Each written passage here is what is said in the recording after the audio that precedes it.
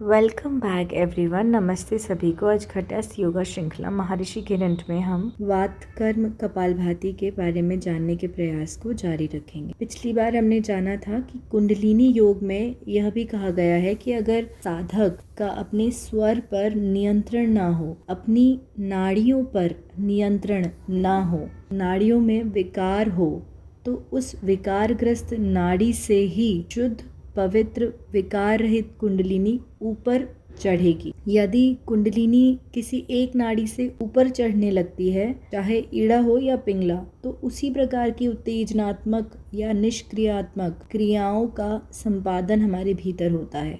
कभी कभी व्यक्ति पागल हो जाता है, कुंडलिनी अटक जाती है, वह अपने शरीर की चेतना खो देता है। किंतु यदि शोधन क्रिया सही प्रकार से हुई हो, यानी कि षट कर्म की क्रियाएं सही प्रकार से हुई हो, कुंडलिनी का उत्थान सुषुम्ना मार्ग से होगा। संभवतः इसीलिए शुद्धि को प्राप्त करने के लिए प्राणायाम के एक अभ्यास को षट कर्म में स्थान दिया गया है, जिसमें वात कर्म कपालभाति पहला प्रकार है। सामान्य श्वसन क्रिया में मध्य पटल की मांसपेशियों और पसलियों के बीच की पेशियों का संकुचन ही क्रियाशील रहता है, परंतु वात कर्म कपालभाति में श्वास लेने के समय प्रयास करना पड़ता है, जबकि श्वास छोड़ते समय किसी भी प्रयास की आवश्यकता नहीं पड़ती। कपालभाति इस प्रक्रिया को विपरीत कर देता है। इसमें रेचक क्रिया में प्रयास तथा पूरक में स्वाभाविक श्वास ली जाती है। इससे मस्तिष्क में स्नायुओं का बहाव विपरीत दिशा में उत्तेजित होता है। यह मस्तिष्क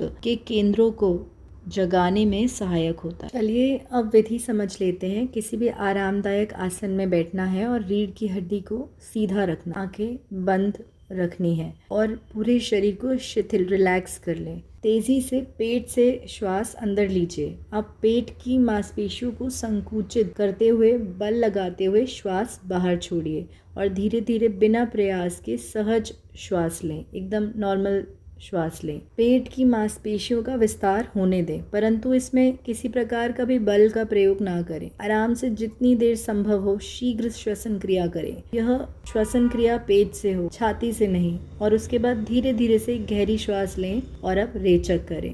फेफड़ों को पूरी तरह से खाली कर दें। श्वास को जितनी देर संभव हो रोके रहें, परंतु तनाव ना आने दें। और यह एक आवृत्ति हुई, यानी कि एक सेट। और यदि आप थकान या सहज श्वास में कठिनाई अनुभव करें तो कुछ समय रुकिए और अब दूसरी आवृत्ति शुरू कर सकते हैं। प्रारंभ में एक आवृत्ति में 20 बार तेजी से श्वसन क्रिया करें, इससे अधिक नहीं। यह संख्या प्रति सप्ताह 5 से 10 बढ़ाई जा सकती है। यह व्यक्ति की क्षमता पर निर्भर है। इस प्रक्रिया में किसी प्रकार का तनाव नहीं होना चाहिए। मुंह से श्वास न लें। यदि नाक अवरुद्ध है तो जल नीति के पूर्व अभ्यास द्वारा साफ कर लें। और यह सजगता रखनी है कि अपना ध्यान चिदाकाश पर लगाएं। यह आपके ललाट के भीतर खाली अंधेरी जगह है। इसमें बंद आंखों से सामने की ओर देखें। फेफड़े धोखनी की भांति चल रहे हों, उस समय चिदाकाश में प्राणिक तरंगों का अनुभव करें और इसके साथ ही यह अनुभव करें कि मस्तिष्क के सामने का भाग शुद्ध हो रहा है। यहाँ तक सुनने के लिए धन्यवाद। अब कल जारी रखेंगे।